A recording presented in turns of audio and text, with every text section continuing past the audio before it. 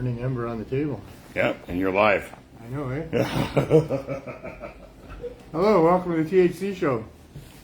The show where we try to burn the desk down before we start. Gung hei fa choi if you're Cantonese, and if you're a follower of the Lunar New Year. Many people do follow the Lunar New Year, which means that we're just starting out a new year here, which is good because we need to get rid of that last year as well. Hasn't been any better than the year before. In any case, I hope you had a good previous year, and I hope that we can have a good year to come. It's going to be an interesting year to come for sure. There's lots going on with us anyway, with the whole cannabis file here. We'll see if this is the year where finally we get some sort of resolution on our situation here. We've been trying for the last couple of years to be getting a license so that we can provide low barrier access to cannabis. That's the big problem with legalization in Canada, is that there's no low barrier access. In fact, the access is quite restricted to rich people for the most part, and people that have the abilities to navigate in the modern world, which not everybody does here in Canada for sure. But in any case, we've been attempting to get the government to go along with the idea that cannabis should be regulated in a way that allows people to get access to it that are daily users and don't have a lot of money. And that's our quest. It's been going on for way too long. Honestly, in thinking about how to start the show today, I was at a bit of a loss. It really is just the same old, week after week. Here we are. We haven't got any resolution yet. We're still providing the service of helping people get access to cannabis to offset the use of opioids and other things and get through withdrawal with the edibles. Still, waiting for the federal government. Well over 2 years now, had our application in hand. Whereas in a public health emergency, you would think that they would be giving quick license to some group that's actually proven to have a solution to this public health emergency, but no, quite the opposite. They've been dragging their heels and delaying every which way they can for well over 2 years now. Meanwhile, they stand idly by while the process has now been brought before the courts.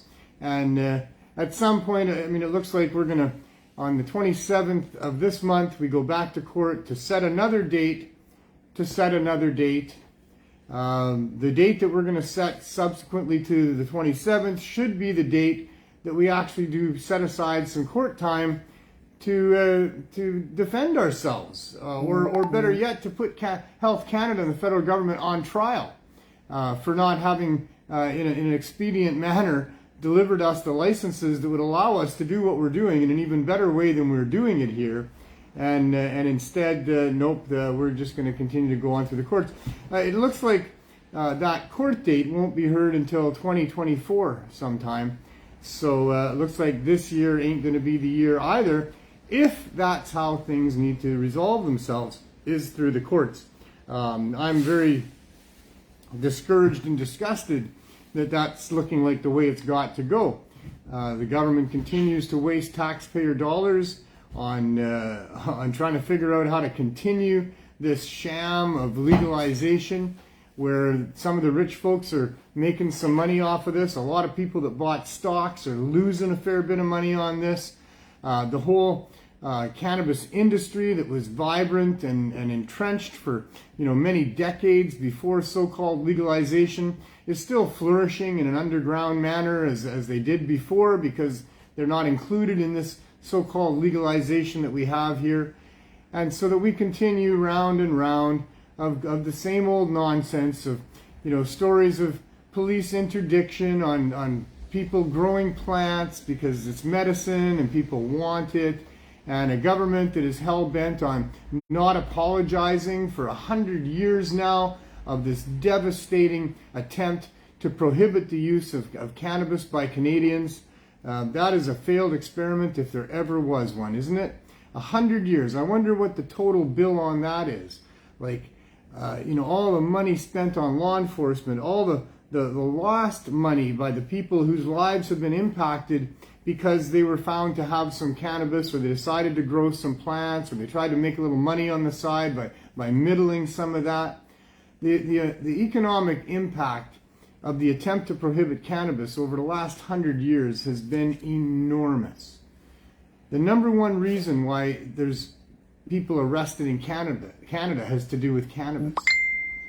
And it's not a problem in Canada. It's never been a problem in Canada. It's been a problem for governments that are trying to stop people from using it.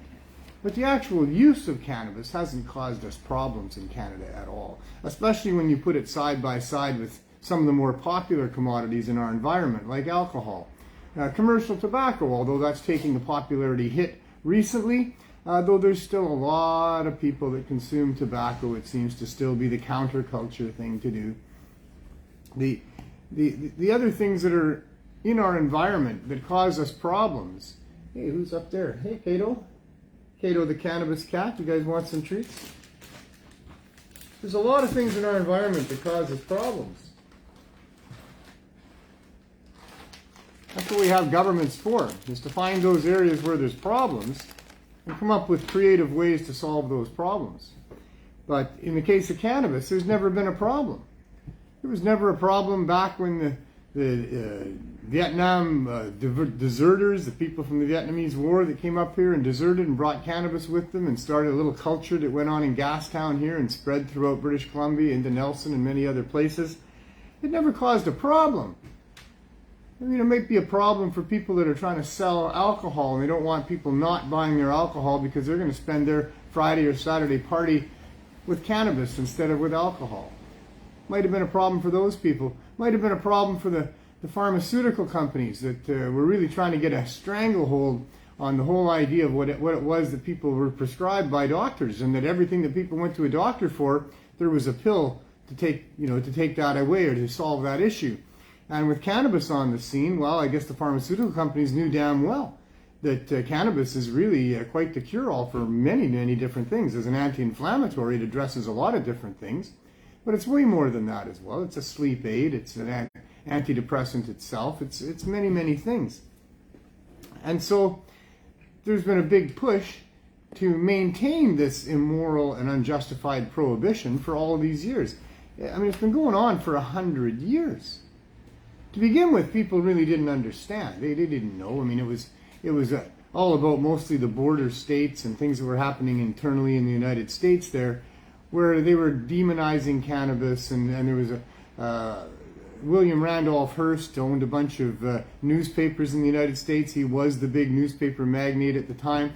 He owned a bunch of property that he was using to chop down trees, turn that trees into wood waste paper, and a lot of that property was reclaimed by Mexico when they reset their border, and so he didn't like that very much. He wanted to replace the paper that had been used up to that point, made out of cannabis, with paper that was made out of wood waste from his forests. So he went on quite the campaign. He was also in cahoots with the Dow Chemical brothers, wanting to replace many of the things that cannabis was used for with other things. It goes on and on. But it's a terrible, bloody history. It's an extremely terrible, terrible history that's gone on here. And we're still stuck in the middle of it because governments don't want to apologize for being so wrong about it in the first place, and how much money they spent and how many lives they ruined. They don't want to stand up and take any credit for that. But here we are in a world where we've gone through 100 years of prohibition, and it's been brutal. I mean, they have tried as hard as they could to annihilate this plant. They have spent so much money on that, so much court time, so many police hours and all the rest of it, all to try to eradicate. And the media that worked so hard to demonize cannabis and to convince people that there was some justification for what they were doing and spending all of that money and ruining all those lives, because this stuff was just terrible, apparently. I mean, it was driving people mentally insane. There was murders and all sorts of stuff. If you listen to William Randolph Hearst, if you paid attention to what he was saying about cannabis, once he went on a campaign against it, I mean, you would think that this must be just the most horrible of things on the planet. Like, oh my God, why would you ever want to ingest something like that? It's going to turn you into a madman. all of a sudden you're going to start killing people, you're going to be filled with lust, you're going to rape and rob and all of these terrible things. I mean, it never ends well, apparently. You go back and read the reports back from the 1930s and the reefer madness that was going on there, what William Randolph Hearst had to say about the people that had smoked a spliff before they went and murdered their families and things like that. So they tried as hard as they could. They lied to the biggest lie that they could tell, that cannabis made people violent and insane. They hid the truth. They buried studies. They didn't want to let anybody know that cannabis was not something that should have the criminal law used against it. It was not something that needed to be prohibited, and the children were at risk and our society was at risk. You look back on the history of all of this and it's brutal.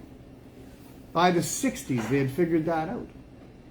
By the late 60s, there'd been enough public concern and public money put into trying to figure this thing out that they launched major inquiries into it, both in Canada and the United States. The Schaefer inquiry down in the U.S. and the Ledane Commission here in Canada concluded that there was no need for the criminal law to be used against anything to do with cannabis. That didn't make any sense at all. That the age of access should be 16 for people. That it was a commodity that calmed people down and made them relaxed. It could cause you to be hungry. It could cause you to sleep. But it didn't cause violence. It didn't cause insanity. It didn't cause societal problems. But by that time, I guess it was just too late. There had been so many groups that had been involved with the prohibition that had made a lot of money that didn't want to give all that up. Money was still there to be made. There was the whole government that had been negligent in not doing their due diligence to figure out whether or not this cannabis, this marijuana, should be chased after with the criminal law to prohibit it and try to annihilate it off the planet. There's a lot of blame to go around here, and nobody wants to accept it. Nobody wants to even acknowledge it when it comes to those enforcement people or the government people, the corporate people. Of course, they've never had anything to do with it, have they? It's always just governments. No, not at all. In fact, the government policies were always driven by lobbyists, corporate lobbyists, that had a lot to say, and had a lot of money to spend to try to make sure that cannabis was not made easily available to people. That's been their whole thing all along. Let's try to keep it out of reach of people. Let's make it easy for them to get pharmaceuticals. We'll have healthcare systems, we'll have tax, we'll have insurance systems. Hey, what's going on, you guys? Angry cats. There was a lot of people making a lot of money on prohibition. It had been going on for a long time, but it's upside down. It's just completely backwards from what a free society should be all about. It's that one thing that came along that just didn't fit. When you look at a picture of things that don't fit, well, trying to prohibit cannabis in a free society by public servants doesn't fit. It just doesn't fit. I mean, maybe if it's true that it's causing all kinds of violence in society, then maybe there's a good reason to try to restrict access to it. But those were all lies. That wasn't the truth at all. And our governments either knew it or they damn well should have known it early on.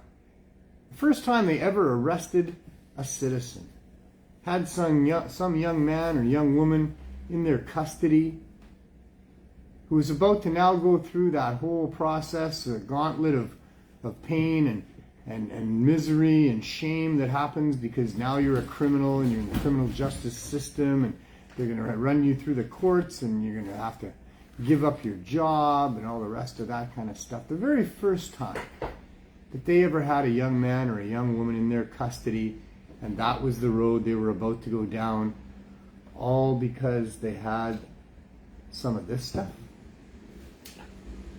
Well, that officer, whoever that was, they should have gone and spent a whole day, whatever it took, to figure out whether that's right or not. Because this is a person's life that's in their hands. This is a person's life who's about to be pushed down a very dark road for them. And it better well be justified. Because the person that's now about to be pushed down that road didn't think it was justified. They thought it was okay to have some of this. They had already consumed some. They had already found out. The government had been lying. The media had been lying. It doesn't make you violent and insane at all. It makes you happy. It makes you laugh. It lets you see humor in things that you wouldn't even think were there until you smoke a little bit and then go, aha, that's funny. It makes you feel good. People like it. People liked it so much they were willing to break laws to have it. Even when the laws were going to send them down a dark path, they were still willing to have it. They disrespected government. They didn't believe government. They knew better. Their friends knew better. The very first time it ever happened that someone was arrested for having possession of this herb should have been the last time. Whoever did that should have done some looking into it and figuring out that there's no justification for this. This person that had this commodity was not driven to violence and insanity. The person that had this commodity liked it, wanted it, paid money for it, was willing to break a law and take a risk for it, liked it. So something's askew. Something's not right. A free society, public servants interfering with free citizens, it better be right. It better be just. It better not be just something that somebody wants to make some money off, or somebody is afraid they're going to lose their ability to control other people because of. It better not be that. And that's exactly what it was. That was all it ever was. Lies were told. Blind eyes were turned. The truth didn't matter. People were paid off. And on it went. They did it because it was going to help their society, they thought. We're talking about the border states of the U.S. way back in the day. 1890s, 1910s. When they started to identify that there was a problem. The problem wasn't with cannabis. The problem was with the take that the people at the time had on the immigrants that were there, on the people that were crossing the border, on the people of different skin color, and maybe there was some competition. I would suspect that that's mostly what it was about. Maybe there wasn't enough jobs to go around. Maybe there was people living in poverty and they were looking at these other people coming in there and thinking that they were stealing jobs or something like that. But it was something like that. And they just came up with a reason to persecute these people. And this was the reason that they chose. And it went from there, because when you look at it economically, it's very beneficial to a lot of different groups to not have to compete with cannabis. And so there's the history of it. And we've been struggling with it ever since. It's been 100 years here in Canada of arresting people.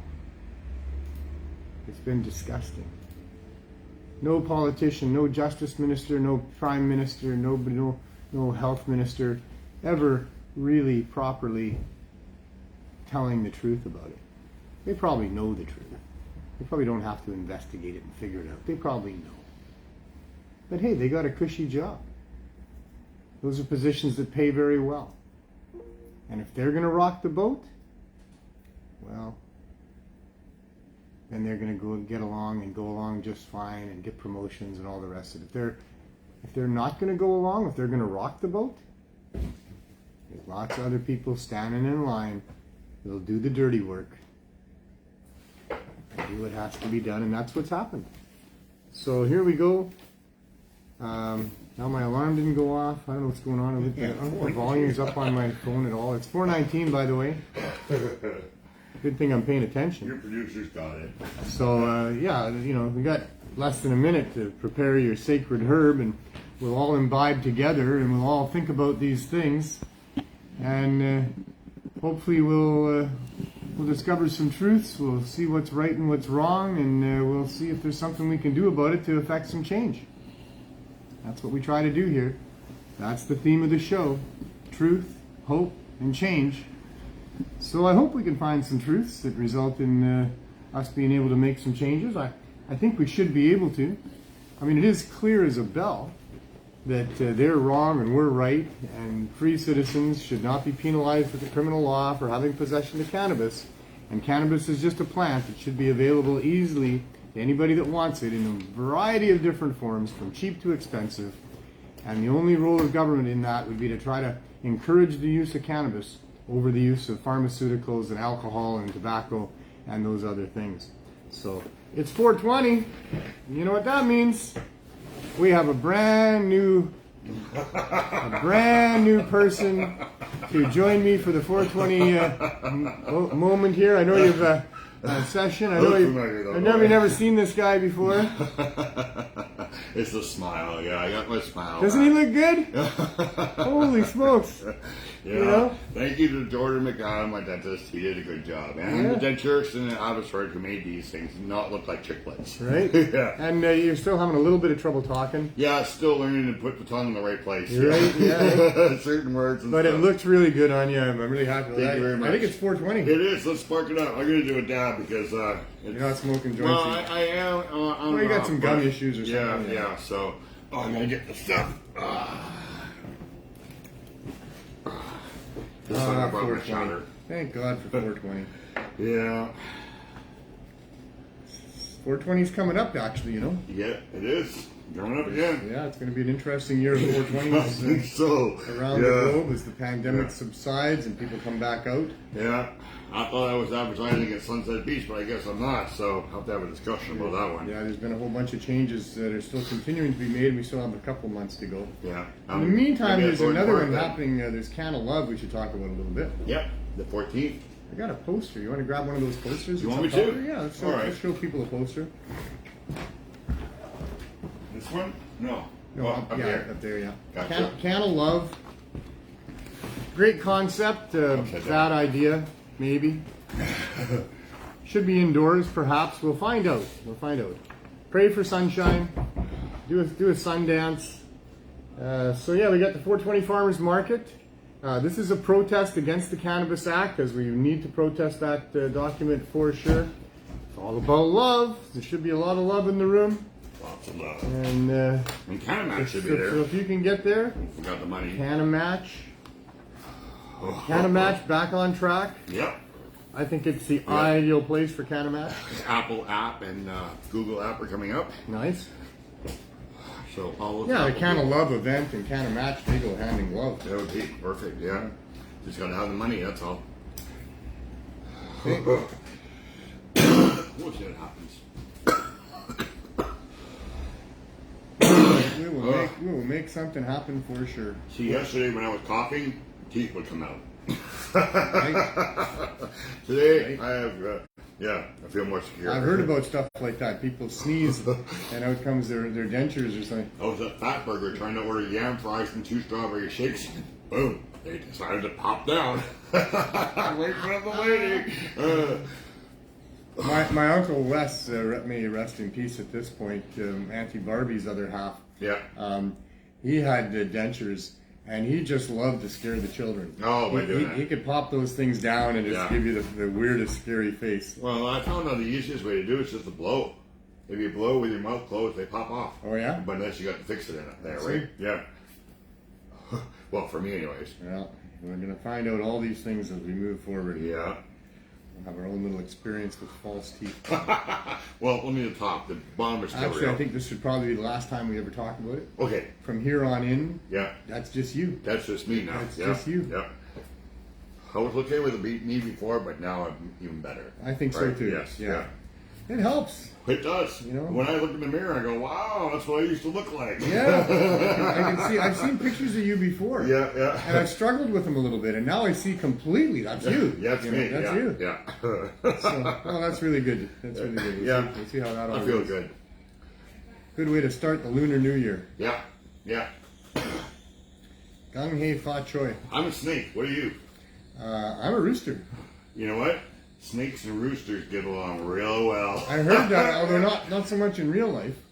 Yes. Oh, yeah. What? Yep. Yeah, if you look on the lunar calendar, snakes and roosters. No, I mean in real life. Yes. Oh, okay. Yeah. Yes. In real life, you put a snake in the hen house. Yeah, It's not usually a good that's thing. not a good thing to do, no. Well, the snake likes it, but the hen doesn't like it very No. much, or the rooster. Oh, yeah, the rooster. Well, and roosters, they don't lay eggs anyway, so what do they care? They're just there to have sex with the Yeah, chickens. they're just a big cock, right?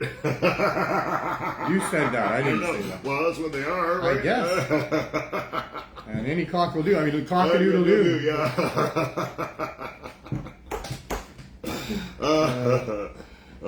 That's great. I wonder if that's what happens. If the roosters get out there, they go cock-a-doodle-doo, and then we don't hear it because it's a lot lower to them. But the hens are going, well, any cock will do. Yeah. Hey, get off there. Oh dear. Did you know we're live? You can't be walking across the catwalk and the keyboard. Well, that's her little space up there. She loves to dig around. That's Sadie, who's causing us all kinds of technical problems at this point because she wants to walk over the keyboard. Well, we'll move the keyboard for Sadie. There we go. There we go.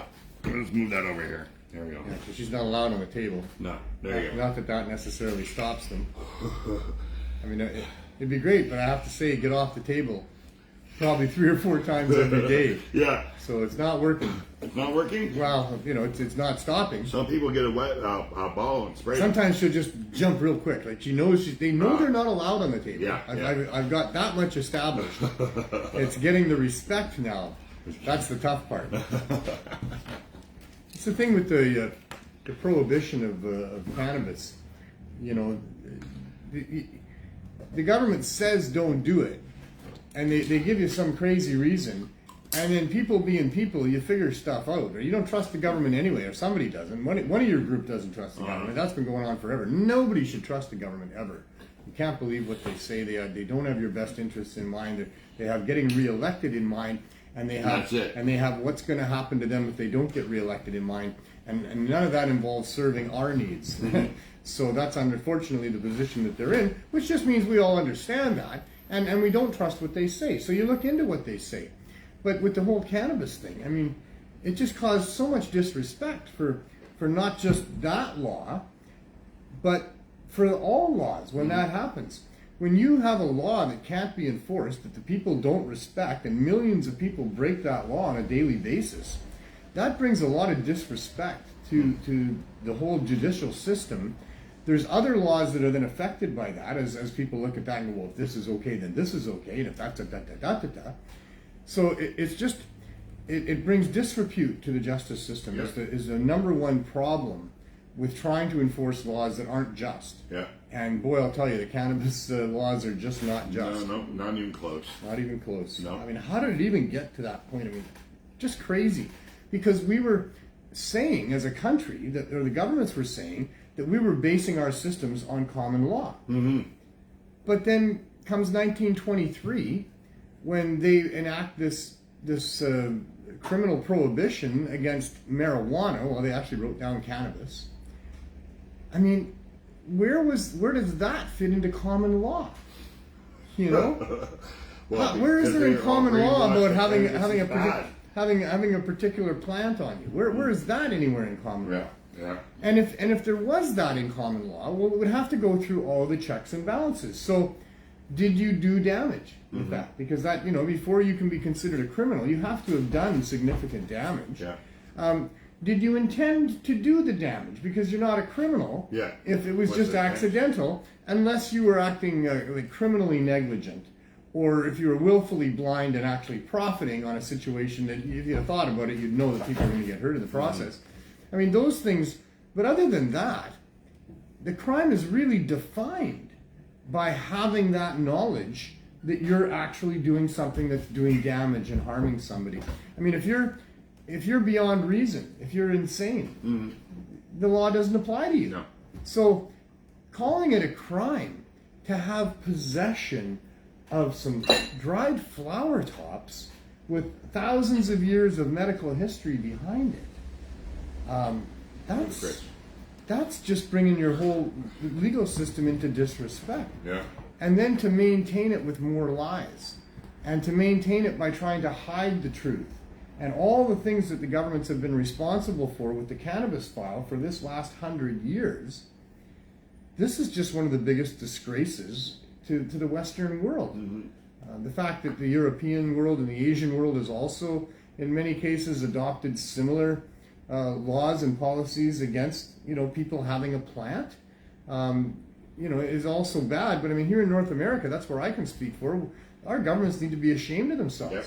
They need to stand up and say they're sorry, and they need to talk about reparations, because there is serious claims that can be made by people who have had, life ruined by these government policies on what was never justified to begin with. So, yeah. It's sad. And it's all because somebody said in the States in 1923, oh, marijuana was bad and it was making people crazy. And so they started believing because it was coming from the States, right?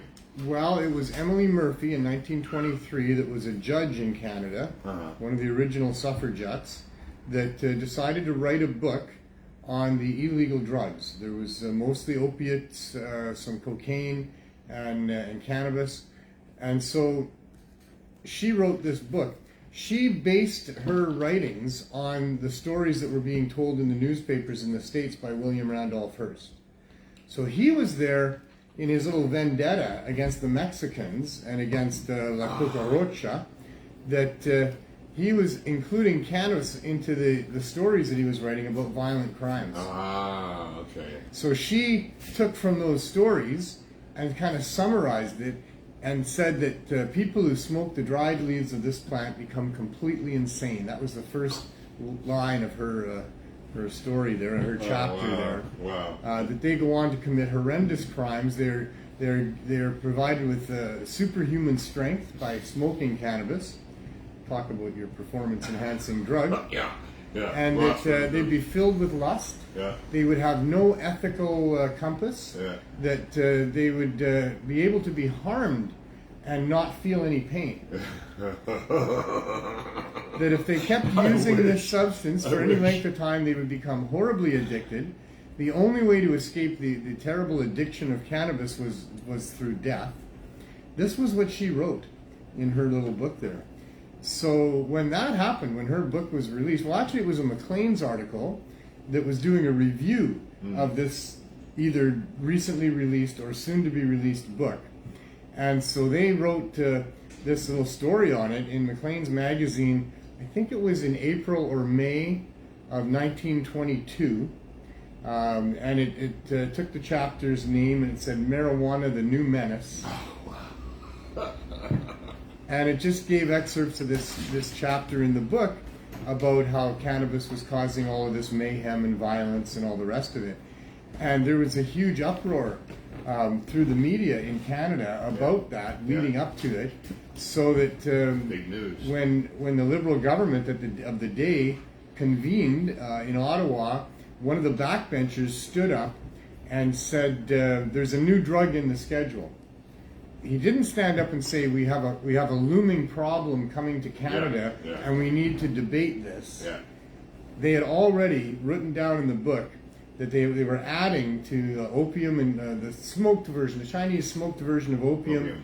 And cocaine or coca at the time, that the cannabis sativa would be prohibited, and then cannabis indica followed shortly thereafter. Wow. There was no debate in Parliament about it whatsoever.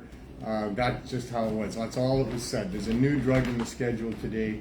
That was 100 years ago this month, right about now. Maybe it was today. I don't think it was today. It might have been today.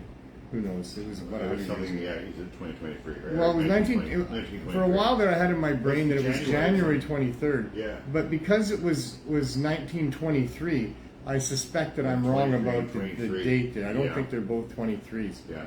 But suffice to say, it might have been January 9th. It might have been right when they convened after the new year. That sounds about right. In any case, it's 100 years. Yeah. Give or take. Yeah. A few days. A few days. And we're probably past it now. And unfortunately, how sad is that for Canada, that we have to go into our second 100 years of Start a new century. Start a new century and still be prohibiting this amazing product. Cannabis is truly amazing. And that's the other side of it. We try to hit both sides of it when we do. It's not that it was debatable. It wasn't debatable. If it had been debatable, they would have debated it. Yeah. You know, It wasn't debatable. It wasn't debatable. No. Because, hey, you guys, Hey. anybody doing their due diligence, those cats need some more weed. We got to blow some weed at those guys. You know, somebody, because you have opposition in a free country with a democracy. So that if the Liberals had put it up for debate, if Belland had got up and said, we have a looming scourge coming to Canada and we're contemplating what to do about that, we would have had a debate. Yeah. The opposition would have looked into it. But there was no opportunity to do that. They just it was like those omnibus bills where they come up with like just hundreds of things hidden in these thousands of pages that they just push right through. And by the time anybody looks at it and realizes that your rights have been taken away again in several different areas, it's too late. It's signed into law. Yeah, you can squawk about it for a little while. You can make a bit of a fuss, but most of those things just fizzle out, and we just lose our rights. And that's exactly what happened here as well. There was no debate. It was just, there'd been some media coverage, right? So the media had been talking about this scourge looming towards Canada, that, oh my God, what about the children again? And so that's why the Liberal government was able to get up and just say, hey, we've added it to the schedule of illegal drugs without having any debate about it. It would not have fit the bill by any means, and coca should never have either. No. And as far as what they do with the Chinese smoked version of opium, using the criminal law against behaviors that are not resulting in intentional damage of significance to others has never been right in the first place. All of that was wrong. It was wrong when they first did it for all the drugs.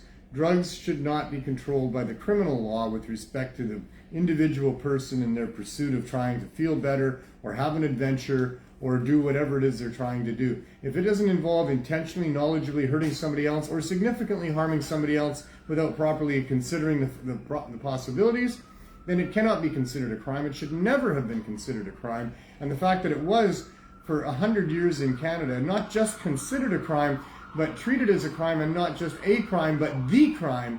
The number one reason for police intervention across Canada through this last 100 years has been cannabis. It's been a horrible thing. They really doubled down on it numerous times over the course of time to try to prevent people from using it and finding out how good it was. They suppressed all kinds of studies. It's just insane that they're still basically getting away with it. I hope that they end up not getting away with it. I'm ranting. Well, right now they're saying the Liberal could be out of office this year. So could happen. Hopefully it'll happen, right? And what will that mean for us? Will that be positive? Will that be negative? It's almost never positive for the majority of people. and Palioff, the NDP are going to get a chance of winning, I think, because they're not very popular with that Pierre guy either.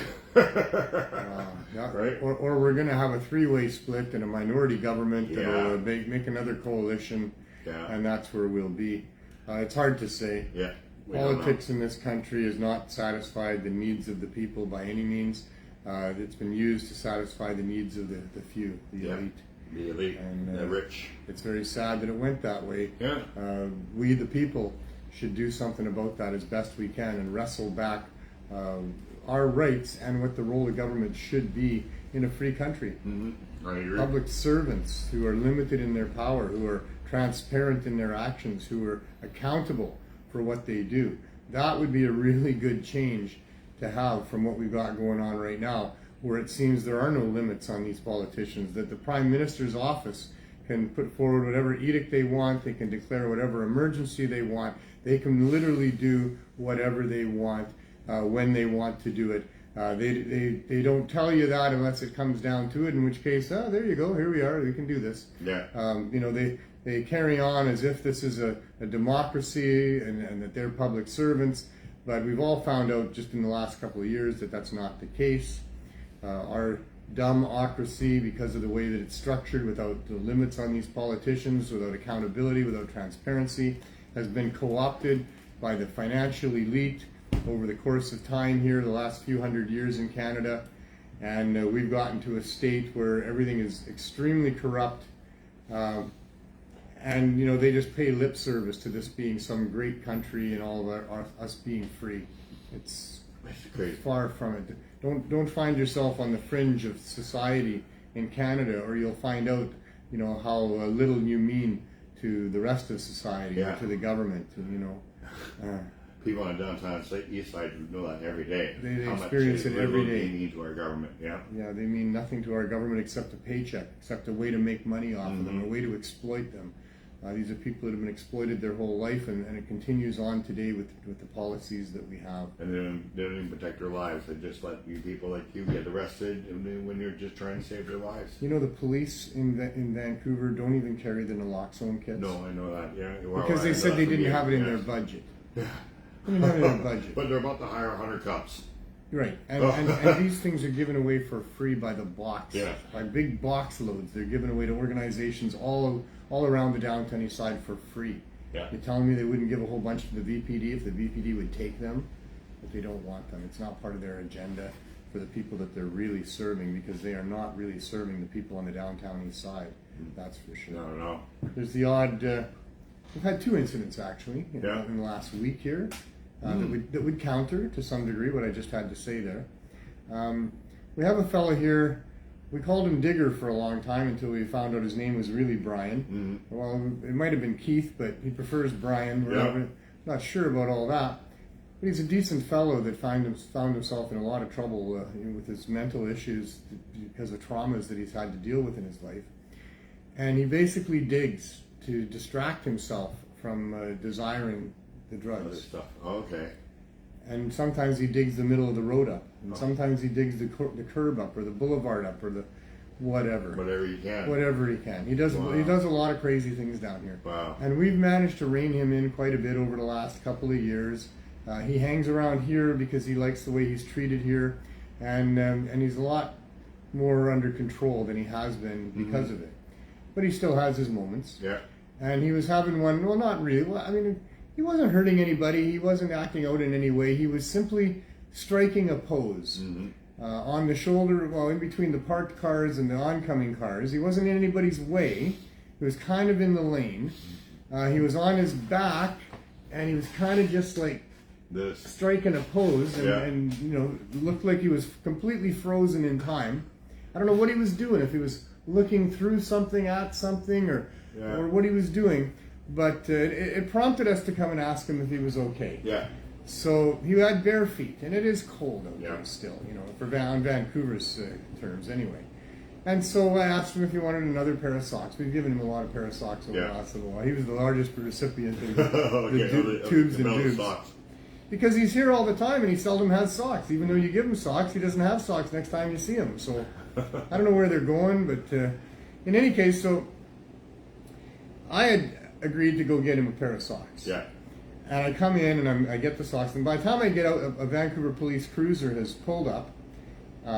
Is stopping. It's 2 lanes of traffic out here. It was blocking the 1 lane of traffic, and they asked if he was okay. And 2 of my volunteers were out there saying that yes, this is just Brian and he's okay. And does he need anything? And then somebody said something about a cigarette, and the cop had volunteered that she actually had a cigarette for her. Hey, baby, you want to come over here? You want to come over here? So the cop, she was out there at the trunk of her car getting a cigarette for Brian. Oh, that was nice. Yeah. Wow. She carried cigarettes in her trunk? So she for some reason had some cigarettes in her trunk. I think they should have weed, and I told her that. That's a much more mitigating substance with respect to people acting out. Yeah. But but cigarettes calm people down too, so that's fine. Yeah. So I said, do you know Brian? And she said no, she wasn't familiar with him. I said, oh, so you don't really work in this area very much? She goes, well, I have, she said. I said, oh, I'm strange you don't know him, because he's quite the character and pretty prominent around here. Everybody kind of knows who it is that's digging up the road. And so I said, are you familiar with us? And I pointed at the RV and the sign that was there with Cannabis Substitution. She said, no, she wasn't. Oh. I said, really? Wow. Yeah. I said, well, here's what we're doing. So I got to tell her all about it. And she stayed there with me with her car blocking 1 lane of traffic for a good 10 or 15 minutes while I explained to her everything that was going on and how derelict and delinquent the federal government is in giving us the support that we need to be able to do this with some sort of dignity and a level of competence that would help a lot more people than we're able to help from the RV. Yeah. So that was awesome. So there's number 1. Number two, yesterday. No reply from her? Well, it was all very positive. We Okay. shook hands. She Good. told me her name. Her name was Colette. Colette. And you know, she received everything that I said to her very Nice. positively. Good. You know, lots of nods of the head and Yeah. smiles and stuff. So I felt it was an extremely positive interaction of you know, one more cop understanding who we are and what this is all about and getting the inside details, which many of them may not have. So then yesterday, Brian again kind of sprawled out on the sidewalk here. And he's got stuff, eh? Brian has a fair bit of stuff that he collects. And so he's got a lot of stuff around him. So he's all kind of sprawled out on the sidewalk with all of his stuff around him.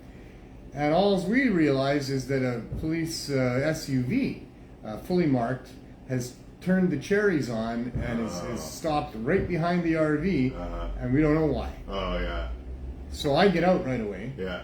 And walk up to him. He has gotten out of his driver's door of his car and thrown a bag at Brian. Oh. A white plastic bag. It looked like it had socks and stuff in it, Yeah. and that is exactly what it was. Nice. And so I went over and said, "Hey, how you doing?" Yeah. You know, and he said, "I'm doing fine. How are you doing?" I said, "Well, you know, we're still mired in our little problem here. Are you familiar with our journey?" And I knew that I had spoken with him before. Mm-hmm. I couldn't quite place where. And he said, "Oh yeah, I'm very familiar With you. with your journey here." Yeah. He said, where's it at? And I said, well, we did receive a letter from Health Canada just about a week ago now that reassured us that they were still reviewing our submissions to them. Oh, yeah. Aw. You did, eh? It's right Yeah, there. here it is. Yeah. And that, you know, that license is still pending, although it's been well over 2 years since we applied. Wow. That the court thing, I mentioned, you guys rated us back in May. He goes, yeah, how's that going? I said, well, we've had 12 appearances in court already, setting dates, and we've got to do that one more time. And then maybe the date that we set this time will be a date that we can actually set a court date. And, you know, it's all very disgusting and disheartening to me that we're having to deal like this with the federal government that should be evaluating what we're doing and embracing what we're doing after that evaluation. And instead, there's been no evaluation. There's been, you know, oppression from afar as they stand idly by and wait for Crown Counsel to try their best to convict us of crimes. So I told him all of that, and you know, he said, well, I should probably go because he'd been blocking a one lane of traffic with his cherries on for quite a while there. And I said, well, thank you so much for listening to me. I hope that maybe you can do something for us. He says, I'm not at any level where I can do anything, you know, in the police department. I said, well, you're on that side of the line. You know, you're able to maybe talk to people that can. He says, no, I'm really not your guy. And I said, well, in any case, thank you for listening. And, you know, I said, what's your name? And I reached out my hand and we shook hands. And he said his name was Jamie. And he said, we've spoken before. And I'd known that. Yeah. But after he left, I gave it some thought about where did we speak before, him and I? Because after we got raided, I had several conversations with VPD. Yeah. And almost all of them were positive except for one. All of them were positive except for one. I had VPD members telling me to keep doing what we're doing. Yeah. You know, that they appreciated what we were doing, that they understood that we were trying to help. I had all of those things said to me in those half a dozen or more conversations. But I had one officer, and it was this officer, who had pulled up in the lane and was making notes, I thought, about us. Yeah. It was right after the raid. So I walked over to his car and said, how are you doing, sir? Are you here about us? And I don't know what he said, but he said right away, you know, they're going to bust you again. They're going to raid you. And I said, why would they do that, sir? Yeah. And he said, well, because you're breaking the law. And I said, but we're doing the right thing. And he says, no, you can't be doing the right thing if you're breaking the law. And I said, it is the right thing. And I said, I've tried to do the right thing right from the start. I've tried to get the law on side. I've tried to get all the levels of government on side. But by the time I finished talking with him, we had agreed to disagree. Mm-hmm. And his position is that you can't do things that are against the law. You need to wait until you have proper permission. Otherwise, you're not doing the right thing. And my position was, well, we stepped in during a public health emergency to provide high-dose cannabis edibles, even though that was illegal to do, because I had first-hand knowledge that that was going to help people get off of those drugs and risk the avoidance of, or avoid the risk of death. risk the avoidance of death. Yeah, that's pretty good. That's a good one, eh? Yeah, Gotta wait till that tongue twists around there sometimes, you know. Starts in the brain and gets that's out the cannabis mouth. for you. Gotta catch it when it's twisted like that before it gets out the mouth. But yeah, so that was the cop that I had the not so friendly conversation with that one time, and now here we had what I thought was a very good and friendly conversation. And now he's changed his mind. I think he really did. I think he understood a lot better Yeah. of what we were doing here. Yeah. I told him, I said, the prosecution wants to call me a greedy opportunist. Sir, you know this neighborhood. I've been dedicating my life to trying to solve this issue down here for 6 years. This is not an easy place to live. I don't think I'm a greedy opportunist. And what did he say? Well, like I said, I thought it was a very friendly interaction all the way through. They don't ever say much, right? No.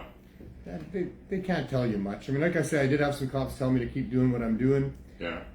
Some tell you not to. Yeah, he basically, that first conversation was all about telling me that I shouldn't be doing what I'm doing. But he certainly didn't say that this time at all, ever, not even once. No, eh? No, his tone was very different. And as I explained it all to him, I think, like you said, he kind of understood a little more about, why we think this is the right thing to do. Maybe he knows somebody that you've affected. Maybe. Yeah, I'm right? sure they must and find heard out. the story from them instead of just you, right? Because that's more believable when There's you a lot of hear that from going someone on. who's not involved in it, right? Or they're getting the benefits of it, right? So Yeah, a lot of people are hearing through the grapevine. yeah, And Even the police. And even the police. maybe one day you'll pull over a cop and it'll be Jay. Wouldn't it be nice if I could have some of these cops come and talk on the record Yes. and say and tell what their truth is? Wow. It would be cool. But they can't do that because of their job, right? They can't be on a live show saying, go ahead. Well, they're not going to come on a live. live show. Oh, yeah. I'm talking about on the record being like in a courtroom. Oh, okay. To come and give testimony. It's And really, they're supposed to tell the truth. But there's a lot of peer pressure and a lot of not just peer pressure, but if you're wanting to work your way up through the ranks, you do not want to cross the brass. You do not want to, no. cross any lines there. No. There's pretty tight controls over what cops can say do and what and they say, do. Yeah. And they adhere to that pretty close. They don't want to be defamed amongst their group. Cats are active today. Life with cats. So Friday, is it virtual again? Yeah, and I don't even think I get to take part again. Okay, all right. Well, so that's what's going on. Isabel off at school on Fridays anyway, so. I'll confirm with Jack, but I'm pretty sure that I don't even get to take part in it. No, I'll just so find just out from him a little later on in the Yeah. day. I think that's Friday. Yeah, it's Friday. Coming Yes, up here on it's Friday. Yeah, that's when you said the 27th. I looked Yeah. and see, and yeah, I drop her off at 8 o'clock, so it's no way I can be here by 9. And by that time, we're about just over 2 weeks out from Canalove. Mm-hmm. So you got a little bit of time there. So there's vendor spots that are Where is available. Canalove is at the art gallery. At the art gallery. At yeah. the art gallery, Okay, yeah. Yeah. And there's vendor spots that they will hold for you, and the price to hold them is $0 to $300. $0 to $300. And what does 0 get you? Gets you the same thing as $300. Gets you, except you don't have the satisfaction of realizing that you've helped put the event on. Okay. But if you don't have money and you want to go vend there, they will hold a spot for you, no charge. Yeah. We're going to do the same thing at 420. Okay. At Thornton Park. At Thornton Park. No, we're not going to do quite the same thing at Thornton Park. What we are going to do at Thornton Park is we already have, we've got a site plan laid out for Thornton Park 420. We've identified that there's 36 premier booth spots that people would really like to have because it's either on the path right in front of the stage or it's facing the stage and behind, you got back to back right there. 36 spots. And then there's a whole whack of other space there. There's enough room for hundreds of booths if people want to come and set up their booths. All of that will be first come, first serve. Yeah. For people who are really determined and motivated that they need to have a spot saved for them, that they can't just get there and find one that, for whatever reason, and they have the resources, we are going to hold 18 of those 36 prime spots, and that'll be a $500 cost. Wow, to do that. really? Wow. Yeah. I was about to ask if you're going to hold Canamatch's favorite spot, but for $500, I don't know. And that's usually right beside you, right? We'll make it all work. We'll work it We all, always make yeah. everything all work. Yeah. But I just wanted to let people know that those other 18 spots, they're just up for grabs. Okay. They're going to be there for people first come, first serve, and come early, get your spot, and you can have. And the other spots, they're all going to be great too. It's not like these are like the only good spots and everything else isn't good. It's just that we did identify that those ones that are going to be in that area right in front of the stage, with those, they're going to be really in the good spots. We need to raise money for the event. Yeah. I'm bringing in a proper stage. And the money will go towards your legal thing? No. No? Okay. The money's going to go towards the stage. It's going to go towards T-shirts for the volunteers, which we need to do. We need to give them a souvenir for helping out during the day. We always have done that. Yeah. There are some other costs involved. We're going to keep track of all of that. If there's money left over, it will be given, some of it I think, to the CSP. Yeah. Seems to be a good cause, even though for me it's a bit of a cause. conflict of interest because it's my baby, but I don't make any money off of anything that's ever donated to the CSP. It just helps you get more stuff. The CSP is really such a valid cause that I'm happy to have money raised for that. So if there's money left over at the end, we're going to raise a minimal amount. We will have some sponsors for things, banners on the stage and stuff. I think we can quite comfortably get the money that we need to put it all on without having a lot left over. And whatever is left over, we'll make sure it goes into good places because that's just who we are and that's what we've always done and that's what we want to do here. Although I guess I'll stress that this is not Cannabis Culture putting on this event, that I've worked with them for all those years leading up to where we are today in this. They've been inactive in putting on these rallies for the last couple of years during the pandemic and during legalization. Legalization has put some real stressors onto cannabis culture and other places as well with their ability to be involved in protests. That's a shame. That'll be whatever it is and we'll see how that all works out down the road. But at this point, I'm doing this because it needs to be done. Some of the people that have been working with us over the years with cannabis culture are going to be working with us on this again here. And we're going to have all that as best we can and try to stick to the roots.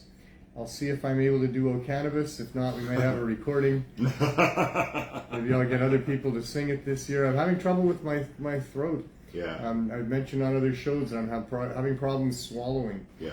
And it's affecting my voice. I think I'm okay now. I haven't tried to eat anything for the couple hours leading up to the show. But if I had, then you would hear a difference in some of the tones and some of the things going on with me trying to talk as I've got food stuck in my throat that doesn't want to go down. So it's not gotten any better yet. It's not getting better. It's progressing worse.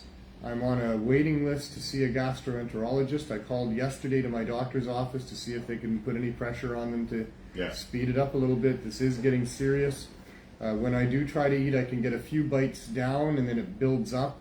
And I can't really put anything else in there. And it takes quite a process as it eventually filters itself down. Yeah. And there's a lot of, I can't burp. When I've got all that food in there, I can't take in that gulp of air. I can't get it go down to burp it back up. So I can't get anything to move that way. Yeah. And so there's some internal movement that goes on and it involves some small burping, it involves some gurgling, and it really involves affecting my ability to speak. Wow. Or probably single cannabis. Wow. So I'm probably fasting for Canna Love. Yeah. Strictly liquid diet, and even the liquids, even having trouble swallowing my spit. Really, eh?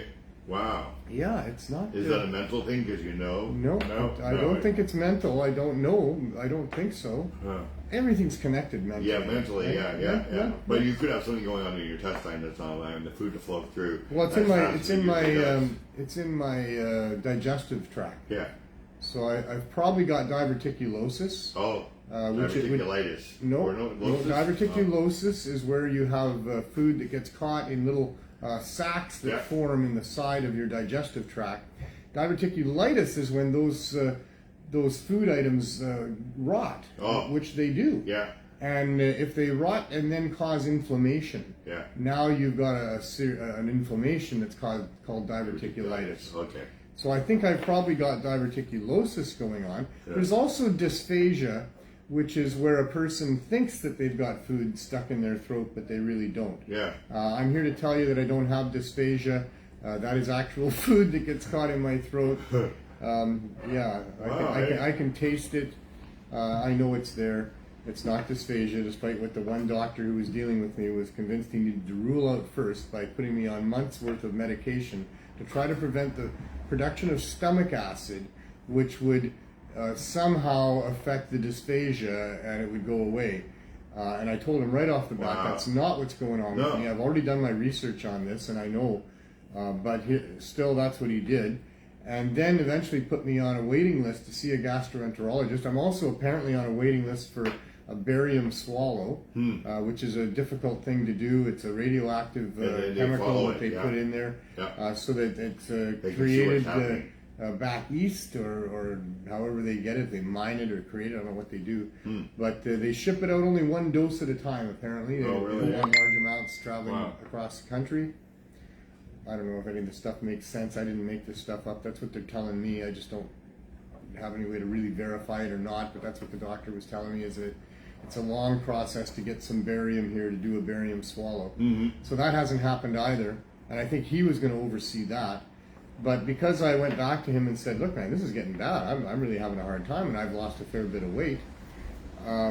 He put me, he tried to get me an appointment with a gastroenterologist, I guess the one that he's familiar with, and that involved being put on a waiting list, which I'm still on. So all of this has been going on for 5 or 6 months. Wow, really? Yeah, I think that's just insane. That is a long time. Because I'm telling you, it's fairly serious. I don't think I'm going to choke to death because I've got that kind of figured out, that I can breathe through my nose. I've got another tube in there that handles the air. But it's very uncomfortable when that food tract is blocked, for sure. I think that maybe choking to death has something more to do with the panicking, when you've got food stuck there. I'm kind of used to it at this point. So you're looking better than when it first started. I got to say that. You got more color. I'm working on it. You're working on it. And I was not well there. Don't give up, right? Oh, I'm not giving up. No, I don't think so. No, I'm not giving up. You got to sing. I will figure this out, man. I'm a figure-outer guy. Yeah, I knew there was something going on because you didn't sing Happy Birthday, so. To you? Yeah. Well, it was 2 days before. Yeah, I told you I don't do it 2 days before. I know. I did on the phone, though. Yeah, you did on the phone. Yeah. On the phone? Somehow I left you a message, happy birthday. No, you sang to somebody else on the phone, but you did leave me a message on my Facebook wall.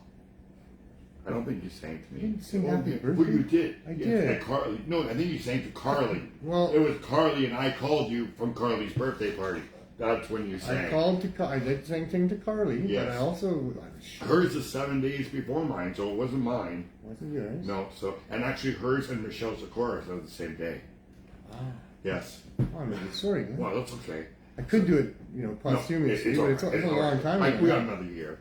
I could be happy new smile to you, happy new smile to you, happy new smile, Dear Glenn. friendly Glenn. All right, I'm going to spark one up, and then... It's getting to be, probably time to do a little CSP encapsulament and all that kind of stuff. I don't have a lot of other things to talk about today. Except for the new RV. Tilray is now laid off 25% of its staff in Portugal. I don't know if that affects us in any way or if it says anything but it does about for here. The stocks that people have money in.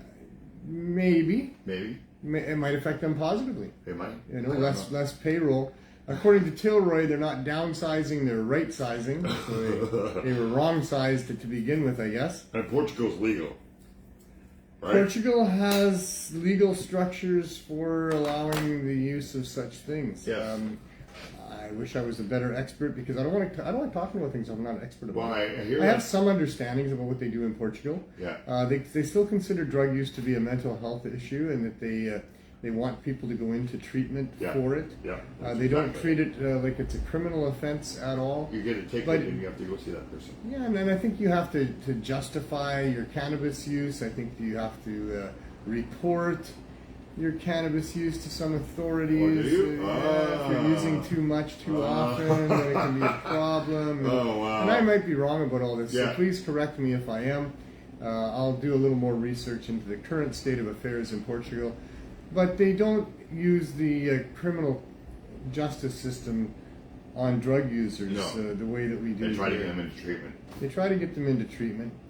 You know, drug use is something that happens in most people's lives because drugs are things that help to alter things, and most people are seeking drugs to help them alter things in positive or experimental, experiential ways. And of course, much drug use is driven by doctors prescribing the use of drugs. Using drugs is not abnormal. It is not criminal. It is something that life on this planet does. Not just human life, but all different forms, or many different forms of life, will seek out different ways of either dealing with their discomfort or trying to find some experiential comforts, or whatever it is.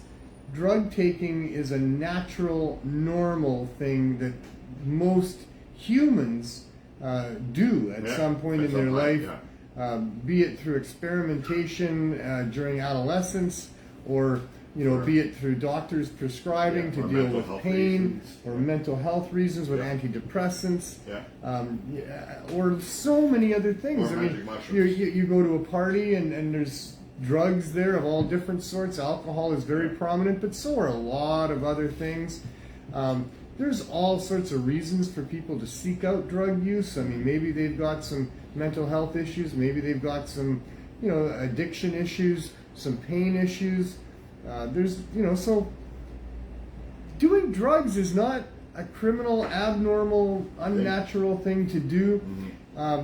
There is no place for governments to be overseeing the drug use of their citizens. No, unless it's abusive. Well, and there you go. Yeah. Drug abuse is something else. Yes. Drug abuse is when behaviors start to be skewed and blurred, and reasons for taking and benefits and deficits and all of these things are in play there. And the role of a government would be to have some answers for people that are struggling. Help instead of throwing them in a cage and locking them up. But they're trying to help people that aren't struggling in many cases. They're taking people who are finding their own path of pain relief or trauma relief or whatever it is. And this is part of their journey, is, that they're going to find some drugs that work for them, and they're in the middle of all of that. Yeah. They don't want or need some government official to come along and start putting arbitrary limits or expectations or anything like that on them. If there's help there, then most people don't mind a bit of help. Yeah. If it's good advice, people will come to understand that it's good advice, and they will take all of that kind of stuff. If it's a healthcare professional that is paid to care about you, you probably want to hear what they have to say. But being forced into doing different things, being penalized for doing certain things, being punished, being harmed because a government has decided that the way that you're using substances is harmful to you is ludicrous. They're going to harm you to keep you from harming yourself. Yeah. And the way they do it is they make sure they're going to harm you more than you would be harmed if you just misused and abused whatever it is you're misusing and abusing. It's not their place. It's not a strategy that works. It needs to stop. So, that's kind of my take on what's going on with all of that. For any jurisdiction to decide that you can use drugs and we won't call it a criminal offense, but we're still going to stigmatize you. Yeah. We're still going to make you go into treatment. We're still going to impose limits and restrictions or whatever on you. None of that stuff is anything that I am in favor of. None of that stuff works and is right for what some group or some person should do with another person or group that is marginalized or suffering or struggling or whatever. That's not the way you deal with self-destructive behaviors, is make them a criminal offense. This is what I'm saying. Okay. So here we are. That's what I know about that. We want sane drug policy. We can do this. We can do this here from Vancouver, for Canada, for the world. Somebody's got to do it. Been a leader in that. We have been to some degree. The first insight place was right here, right? Yeah. So and now let's do something with cannabis. Yeah. Let's show the world. And, you know, not that we've completely found our way. We've not been allowed to completely find our way at all. At all. We're still having all of these other systems imposed on us as human beings. And so it's hard to know what to do about that. But good point, you know, because I do want to mention that. You know, we, with the CSP and the Healing Wave, are facing, you know, 3 of us are facing charges of selling cannabis without a license here. And we're doing it because people needed to have some sort of relatively easy access to the cannabinoids, especially the high-dose edibles, particularly in this neighborhood where there is a large visible population of people that are struggling with drug addiction. There is obvious drug dealing going on. It's well known that one block that way is the North America's largest dealing center of illegal drugs. And cannabis is not part of that. Cannabis has not been much a part of this neighborhood other than, you know, the Blue Door that operated and the Healing Tree that operated. And then there was the other one down there for a little while. But there needs to be easy access to cannabis here, and that's why we're here. Down Hastings today, I saw a tent that had a sign that said weed. Yeah? On both sides of it, it said weed. Wow. Right, 2 people sitting there, a guy and a girl, selling weed. On which street? On Hastings. On Hastings? Yeah, yeah. I also did Clear. Was that Maine and Hastings? Yeah. Just Because- before or after it, I would get a look in my car. I saw. And that's weed, when you were weed. coming here? Yep. Yeah. Because, it's on the right side of the I had road. to go out and get some supplies before you got here. At around 1:30, there was a large police presence right at Main and Hastings surrounding that red tent that's this there is not a red tent, 24/7. This is a black tent with green weed letters. It's in green. Yeah. I don't think that they were interfering with the sales from that red tent. I got stopped at the red light right there. I had a pretty good look. It looked like there was some individual that they had tracked down and that they had, you know, sort of like zoomed in on him right there. So there's other people out there. There are on right now in this neighborhood. They're not there to help people. They're just there to sell it, right? So. Well, you can't say. I don't know. Wow. You know, I don't know. Wow. I don't know what they're there for. Well, I think that I'm there's. sure I think charging that $5 or $6 a gram. they might be charging as low as $5 a gram. Really? Eh? Oh, Most of it. What we're that. told. I mean, I don't go and check these places all out. But we're told. We get a lot of feedback from people here. Yeah. What we're told is it's mostly $10 a gram out there that are on the streets all around us here. But that there are some people in some places and they've got it for $5 a gram. But the stuff they're selling is fairly suspect. Yes. So it's crap. So that can happen. Yeah. I mean, I'd be happy to see people offering good cannabis at good prices around here. That's what we need. That's what we're fighting for. It's not just for our ability to do this so that we can make money on that situation. This is about the ability of other communities and other people within this community to provide cannabis easily available to people. That's what has to happen. The people that use the hard drugs know that cannabis can help them get through their withdrawals, right? Not have to go through all that pain and sweats and stuff like that. So. That is the biggest piece of information that the media is not sharing very much. Yeah. They've allowed me to say it a few times on different media interviews that we've done, and it has been printed and broadcast. But really, it's a huge story. It is. The science backs it up. It's not like this is just me saying it. And even if it was just me saying it, just me has been down here for several years. In fact, I go back over 18 years of my experience in this neighborhood of finding out about high-dose edibles and how they do work for many people to get them through withdrawal. So, I mean, I do consider myself somewhat of an expert on this with my extensive experience and my lived experience on the front lines right here. But even without that, I mean, Dr. M.J. Malloy has done some fine work, and other scientists around the world as well have been weighing in on the knowledge that cannabis is effective in helping people with opioids. And there's many different things, and we should get Dr. Malloy on here one day to talk about all of that kind of stuff. Or something. But the science backs all this up. Our experience backs all of this up. Certainly the government's never been here to refute us in any way. Now it's making noise. Yeah, it's weird, eh? It's okay. I don't know what's going on with this thing. Well, now that it made noise, I'm going to turn it down. You did turn it down earlier, didn't you? I thought I did. Yeah. I don't want to make a noise. Yeah, that's all right. Yeah. It's not constant noise. It hasn't been too bad. No, it's not been too bad at all. My son didn't phone today. He did. He did. Earlier. Yeah, 14 minutes earlier, so he didn't interrupt the show. That's right. He's getting better. He's getting better, yeah. But for the most part, it was good. Anyway. Yeah. So yeah, it is rather ludicrous that this is going on the way that it is, and we're going to just keep doing it until it gets solved. Mm-hmm. I do think there's resolution somewhere, in the not too distant future. I hope we don't have to wait till 2024. I hope not either, but you never know. You never know. You never know. You never know the way things are going here. I don't know. My one lawyer has told me that he thinks that we're going to. Well, both of them, I guess. And then one of them's not my lawyer anymore. I'm not going to talk about that. Yeah. But Jack, who's helping me with the criminal case here, he expressed to me in a meeting that we had recently that he thinks that there's a good chance they would come back and rearrest me and raid us again. Yeah. I've always thought that possibility exists, but he was basing it on what it says in the disclosure, which is that on numerous occasions we've been told to stop what we're doing. Uh-huh. Well, that's not true. Uh-huh.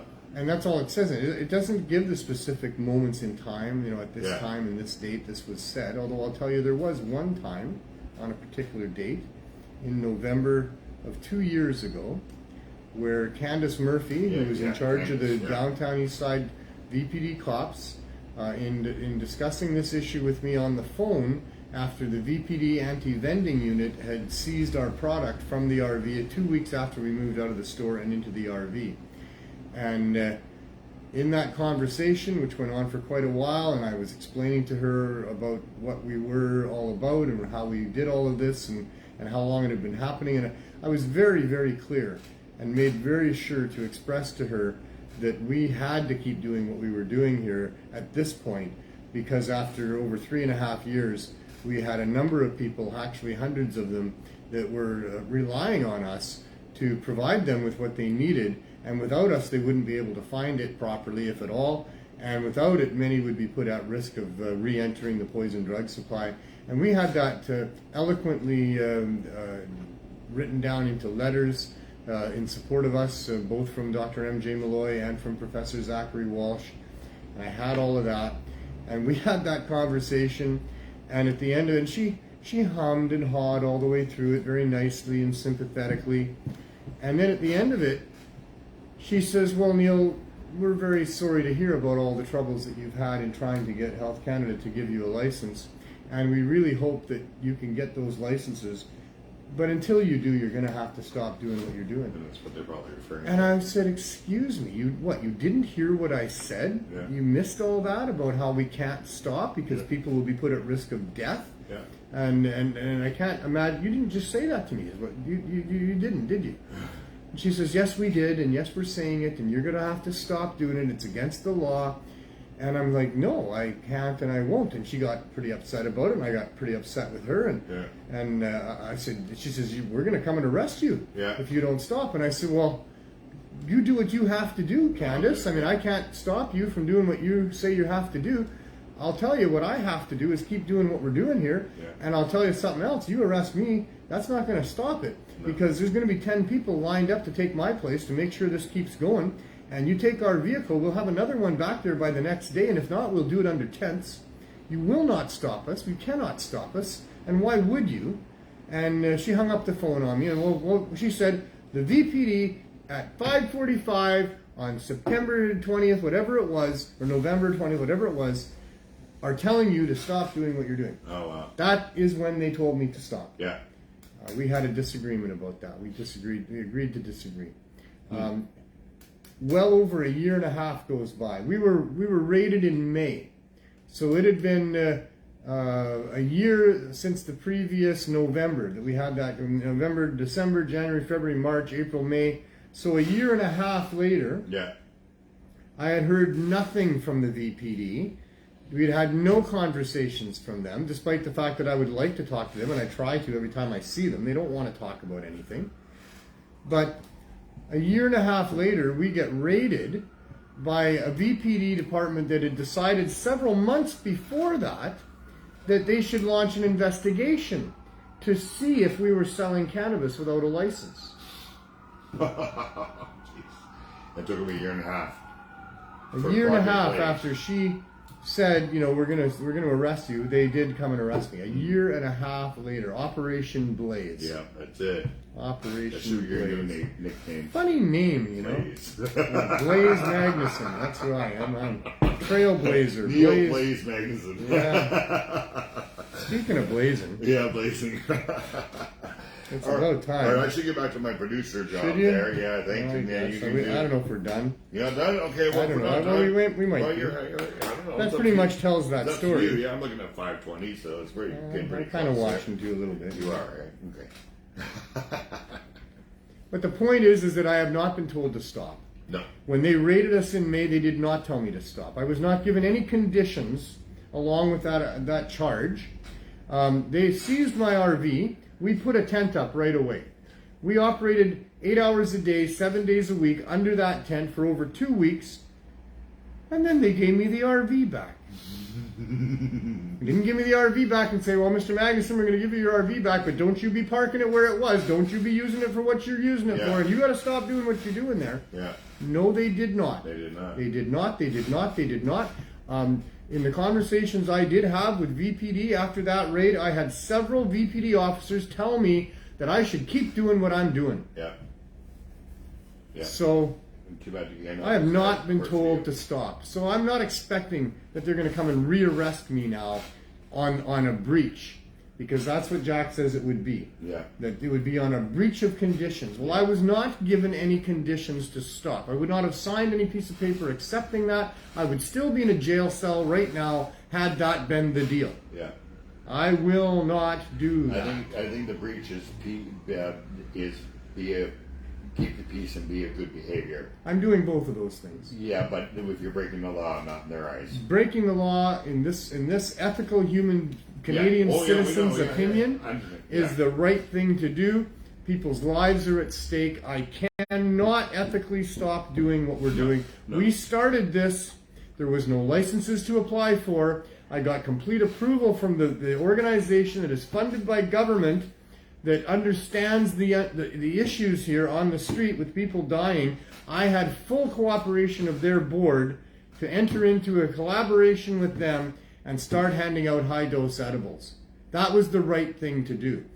After we had done that for a while, I tried to seek government approval to do that for 2 months before we actually started doing it. After I even had the approval to do it, I waited. I tried.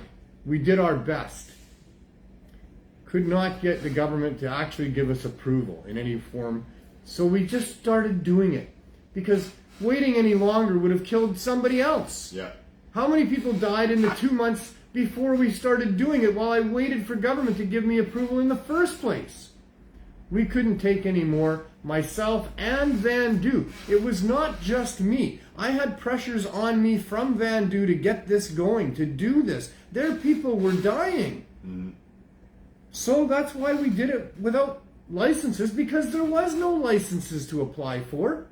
We tried to get some sort of piece of paper with a signature on it that would give us some sort of approval from the local government, and couldn't get it. So we started the program. But once we had started the program, once we had these people coming to us and getting what they needed to get through to the next time that we were there and to the next time that we're there, and now they're coming and saying, I've kicked those other drugs. Yeah. You know? Yeah. We started getting that a few months after we started the program. We started getting these people that were, taking advantage of what we were doing and telling us that, hey, I'm proud of myself. Yeah. I've not used those other drugs anymore for a while. I got right through withdrawal on what you're doing here. Yeah. How? Tell me how at that point I can stop doing what we're doing. Exactly. What government agency has the right or any justification in, at that point, not at least coming and evaluating what we were doing? So my hands are clean, in my opinion. We have done everything the right way from the beginning and throughout this whole adventure here. I've never tried to hide anything. I've never been like some clandestine drug dealer that's trying to get away with something. I'm not making excuses to get away with anything. I'm not trying to sell without a license. I'm not wanting to be outside of the mainstream retail marketplace. I'm trying to be part of all of that. I'm saying this needs to be part of all of that. Yeah. And it needs to be not just here, but all throughout this neighborhood and all throughout this country where these sort of situations exist. There needs to be low barrier, easy access to cannabis, especially high dose edibles. That's that for that. And I'm stuck between a rock and a hard place with a government that won't support me and is actually trying to pressure me into stopping what I'm doing, while at the same time not being able to stop doing what I'm doing, because in the real world that I live in, the lived experience is that there's now hundreds of people that I've come to know personally that we're helping here on an ongoing basis that are relying on us. And how could I ever just decide to stop doing that? How could I live with myself? But all of a sudden, okay, well, I've done enough. I'm going to go on holidays now for the next few years. We'll see if somebody else takes over. Really? I don't think so. I don't know what human being could do that. Yeah. I would be haunted by the faces of these friends of mine that I've developed over these 6 years of doing this. Yeah. I'd be haunted by thinking about, well, what's Rosie doing right now? What's Dave doing right now? What's Gary doing? What's Ian doing? Brian. What's Scott? What's Brian? Yeah. What are these people now doing when all of a sudden one day they showed up and we weren't here? Yeah. That it just all of a Scary, sudden. because they have to go back to what they. We saw what happened when we were raided. Yeah. Even though we were there under a tent, Yeah. the people were still very scared that it was over for us. Yeah. Yeah. And that the cops were going to stop us. And boy, I'll tell you, they were expressing their Because they fears. can't afford to buy the government stuff to keep going at it, right? And then the edibles won't even do anything for them anyways. They can't buy government edibles. No. Most of them aren't able to buy anything online. They don't have the ability to go online. Yeah. They can't even go to a government store because they don't have a proper ID or whatever in a lot of cases as well. No, the people that we're helping here, these poor, desperate people that were struggling and now have been doing much better because they have access to cannabis easily, they were horrified. The comments that we got when we were shut down by the VPD was like, oh my God, because they can go and get cheap hard drugs here. Yeah. So if they can't sleep at night or whatever, they can go and get cheap hard drugs. They need cheap cannabis drugs, and without it, they're at risk. And so, I don't know, I hope that's able to be properly articulated in court. Yeah. I hope we have a judge who is actually judicially independent, who is somewhat unbiased and not corrupt. A new government. We'll see. We'll see. That's the thing that we have to wait. But it looks like it's not going to happen until 2024 anyway. Yeah. So am I going to have to come on and bore these poor people that watch my show week after week after week with the same bloody story? Well, I don't know. You're getting about 4,000, 3,500 views a week, so I don't think you're that boring. So you're doing pretty good. I think they're tuning in because they're hoping at some point I'm going to have a show where I go, well, yeah. We heard from Health Canada. Well, you did a week ago. We're still working on the application. I know there are developments. Hell, there are always developments. We got the new RV now. That's awesome. I guess we should go spend a little bit of time out there. I guess we're going to have a little better time out there. Yeah. Okay. Good. You ready to do that? Yep. Yeah, you can talk to them. I'll set things up. talk first. All right. We'll see you next week. All right. See you guys next week. Talk about boring my audience. Many of you have all heard all about it before. Some of you have not. We're hoping to reach all kinds of new people all the time. I mean, this is a story that needs to be told, and until it's resolved, we do have need of a lot more people understanding what's going on with us so that they'll get motivated to help us, because really this is something that people should get involved in any way that they can. We need help, and this is a really, really big issue here when you look at the big picture. The small picture is that we've got a public health emergency in its 7th year now, where the illegal street drug supply had become poisoned with a harsh opioid, a very powerful opioid called fentanyl, and then carfentanil, which is even more powerful. And that people started dying that were normally just opioid drug users, that were injection drug users, and other forms as well. It goes the people that smoke their drugs off of tinfoil and things like that. They also have been found dead because that's also been tainted with fentanyl.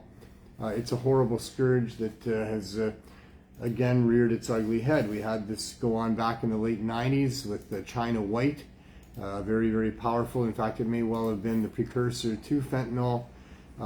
It showed up here in Vancouver and was killing people at an alarming rate, and that's what resulted in Insight and the supervised injection sites, and that movement happened because the street drug supply was no longer safe, and for people to be injecting by themselves were at risk of overdosing and dying.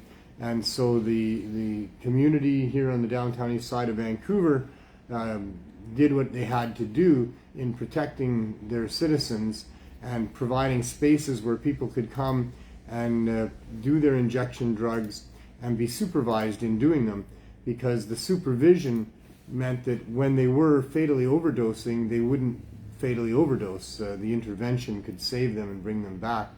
And that wound its way through the courts and eventually got accepted and respected. And so we have federally government sanctioned supervised injection sites where people can go and more safely inject. It's never safe to inject no matter what. You're always at a risk, even when doctors or nurses are doing it, even in a hospital setting. The problem was they started calling them safe injection spaces, and that they're not. They are certainly safer. They've proven to be quite safe, in fact, with respect to people dying, but people still overdose on a regular basis at those facilities. That overdose is intervened and they are not dying, but the very act of overdosing is a huge stress on a human body. It has many long-lasting, in fact, lifelong repercussions that happens to people when they overdose, even when they're brought back. It is not a healthy thing to have happen. And so it's never safe to inject, and certainly that was a message that the activists of the day back in the late 90s with China White, when the supervised injection sites were setting up, that was a message that needed to be really looked after, that we not call them safe injection sites, that it's never safe to inject. In fact, because it's never safe to inject, that is precisely why you would need to have a supervised injection site, because the supervision makes it a lot safer than it is certainly when you're by yourself, when there's no safety at all. If you overdose, and you're going to die, you're going to die. But if you've got some supervision there, then that can be turned around and reversed. So that's why those places exist. And you know, one of the things I was going to bring up with Glenn about the whole issue here with respect to the hard drugs is that, you know, we're trying to provide easy access to cannabis to offset the use of those hard drugs. And as of January 1st here in British Columbia, Canada, they made it legal for people to have on their possession up to 2.5 grams of several of these currently illegal substances, including fentanyl. That is an extremely large amount of fentanyl. That's a lot. I don't think any of these drugs should be illegal using the criminal law to regulate them, but justification for those people on the other side of it about saying that the federal or the provincial government here in British Columbia is enabling the use and the abuse of those drugs. And I think to some degree they are as well. To me, they need to include easy access to cannabis as part of their strategy, and then so many more people wouldn't choose to have any amounts of those other drugs if they had easy access to cannabis and if they understood how beneficial that could be to them. It's a move that is controversial, to say the least. But like I say, prohibition with the criminal law has proven to be an amazing failure that has profited people that shouldn't be profiting and don't deserve to profit, and it has hurt people that have been hurt a lot and don't deserve to be hurt. The so-called unintended consequences of prohibition are what now well documented, and should have easily been enough to dismantle that whole notion a long time ago, even in the race discrepancy, even in the economic level of people that are harmed by the prohibition. All those things should have been enough to dismantle prohibition a long time ago. But the forces of prohibition that are making huge economic bank on trying to prohibit drugs, at encouraging the legal drugs and all of those sorts of things, is a very tough opponent, to be sure, a very formidable opponent, and not very easy to dismantle this system of trying to prohibit drugs to benefit the few and harm the many. The CSP, in responding to this public health emergency back in 2017, with an idea supported by Vandu, presented to City Council and the Vancouver Police Board, of just making it as easy as possible to access cannabis in the form of high-dose edibles especially, has now been operating for almost 6 years. We're within a couple of weeks of it being 6 years since the very launch of that, even though there was 3 or 4 months leading up to that before we started handing it out, where we did our best to get governments on board with us. Not being able to do that, as I mentioned, was not enough to stop us from starting to do what had to be done. To save lives, it had to be done, and it had to be done quickly, sooner than later. And so in early February, we started handing out care packs from Vandu, and that evolved where over the course of that first year, we were there every Saturday, and we would have long lineups of about 300 people lining up to get their care packs. Because those lineups were hard to manage, we decided that perhaps we could spread the thing out a little bit, have 2 days a week. Actually, originally I wanted 3 days a week from Vandu, but they could only give me 2, so Thursdays and Sundays became the new days for the CSP, not Saturdays anymore.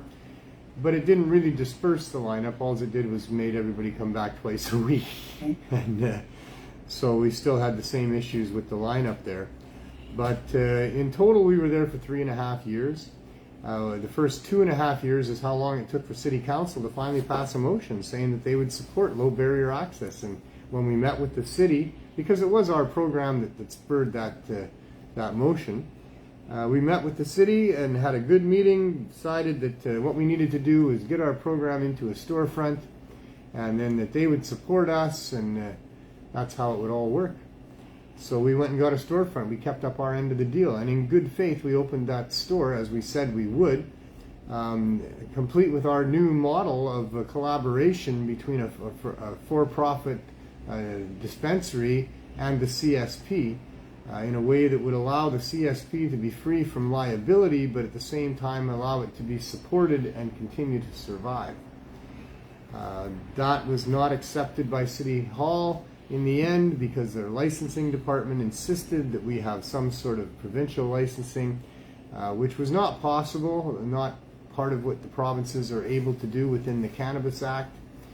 We needed to get an exemption or a special license from Health Canada, and so we applied there September 2 years ago, this past. That didn't do us much good. We didn't get a response from them in a time to stay from being evicted from the storefront. We couldn't keep using the storefront because city licensing had threatened the landlord. And the landlord felt, even though he didn't want to, he had to evict us to protect himself. We made a deal where we would continue to pay rent because that was the address used in our application, and we didn't want to use it as a store. And until we could get that license, we would just operate out of an RV parked out front. And that's what we've been doing ever since. What do you got going on back there? Just stole the see. Well, I guess you want a couple, do you? It's been a kitty-oriented show. The cat's out of the bag. And so that's where we are. We're still there. There's been numerous events happen over the course of time. We've alluded to some of those in the way of the police raid this past May.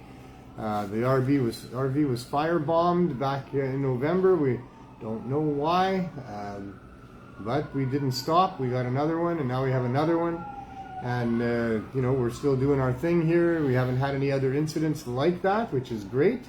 Although we did have some break-ins in that first replacement RV that I got, to the point where now I don't ever leave the RV here overnight. That's when the break-ins were happening.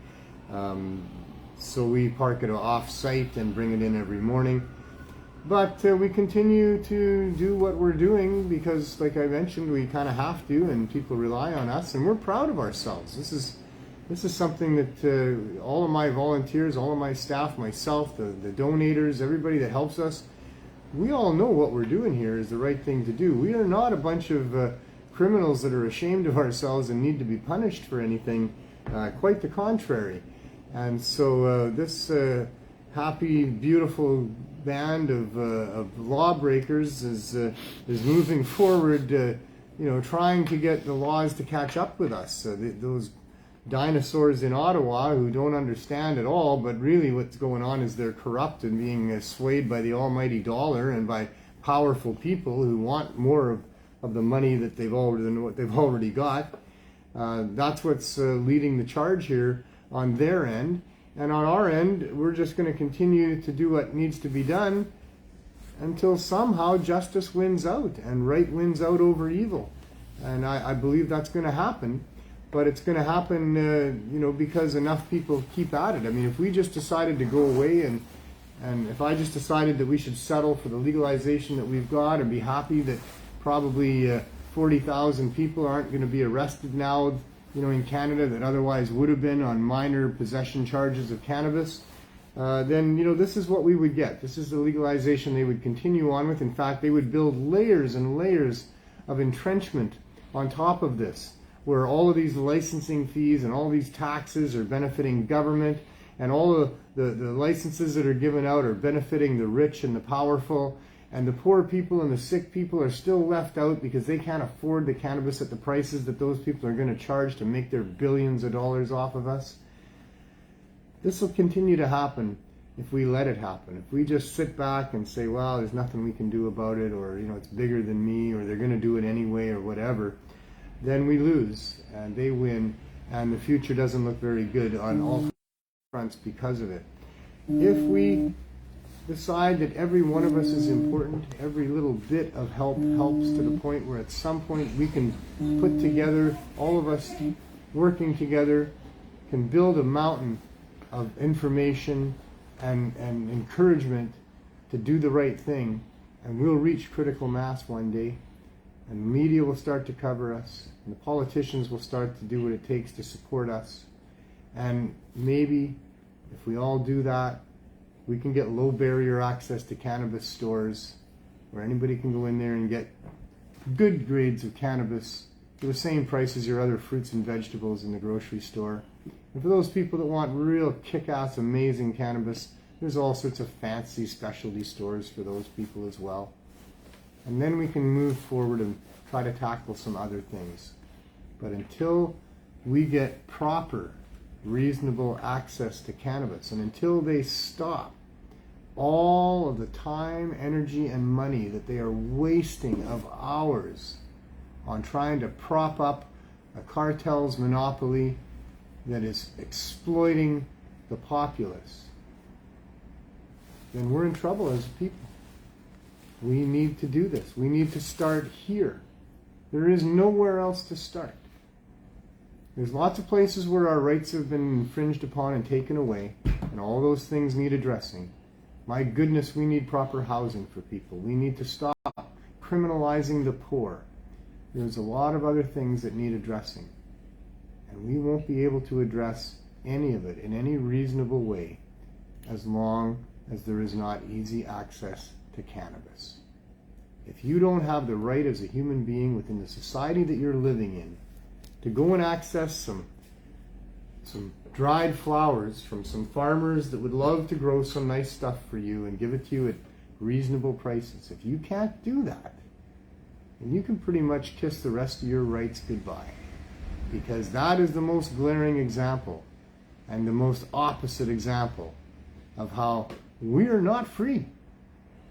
You are not a free human being if your government is going to take money from you and use it to prevent you from getting access to that which could even save your life, but certainly better your life, and force all the rest of these impositions on you, that is the one that needs to change first. If we can't get that one done, we won't get any of the rest done. But if we get that one done, then we can move towards a more reasonable-based society, a love-based society, a society where there's less hypocritical actions by government, and maybe we can find a way to limit their power, make them transparent, hold them accountable, and get them to be the public servants that they should be, protecting the rights of all of us individuals as free people, free to do whatever it is that we want to do and not have to do whatever it is we don't want to do unless we're harming somebody else. That could be a much better world. It's achievable, it's attainable, but not without all of us being involved and being part of the crew and part of the team and doing our little bit. You and your offspring want to take advantage of a good future full of abundance and freedom. Do a little bit today to make that happen. Plant some seeds. Educate your kids. Educate your neighbors. Put some pressure on the people in positions of influence. All the other things that can be done. Have a little live theater going on the side of a rush hour traffic situation and get some messages across there about what freedom means, what the role of government is supposed to be, the value of cannabis for all that it can be used for, and the harms and the dangers of trying to prohibit substances that should not be tried to be prohibited. Another time we'll maybe talk about what you can do rather than prohibit for some of those substances that do require regulation. But I think today we'll just wrap it up by doing our little visit outside, seeing what's going on with the weed ban. The consensus is pretty much in that the ganja mobile is a bit too complicated. The weed ban. The weed ban. That's what I got in the title. What you hear all the time. I saw a guy today running across the crosswalk, looking down the street and exclaiming, like laughing loudly and exclaiming, "It's actually a real RV!" Our weekly weather report for Vancouver is, well, It's wet. the roads are wet. Yeah. There's a little bit of sprinkling coming down. It's been kind of a wet, drizzly day all day. It's been cold the last few days by Vancouver standards, although I know it doesn't touch It's gonna get the colder rest next of week. the rest of the continent. But yeah, it's not great, but it's not horrible. It's survivable. And just another average winter day in Vancouver, the wet coast of Canada.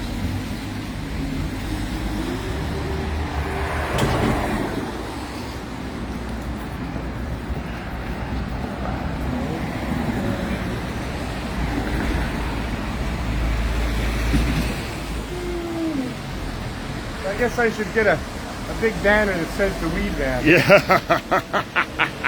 They got the weed tent one Yeah, they block got weed over. tent over, You yeah. can have the weed van here. Yeah. So this is it.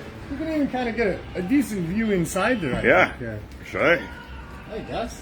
Well, we're gonna go in there, aren't We're we? going to go in there. Yeah. All right. Oh, I can see George there. Yeah, making himself at home, cooking himself a meal probably. Probably. Oh, he's cooking me meal. George. So Adam's been volunteering for us here for a while now. I know you got a pretty good sense of what we do here. How does it feel? Feels pretty good. The amount of times I hear, if you guys weren't here, I'd probably have to go back to the down.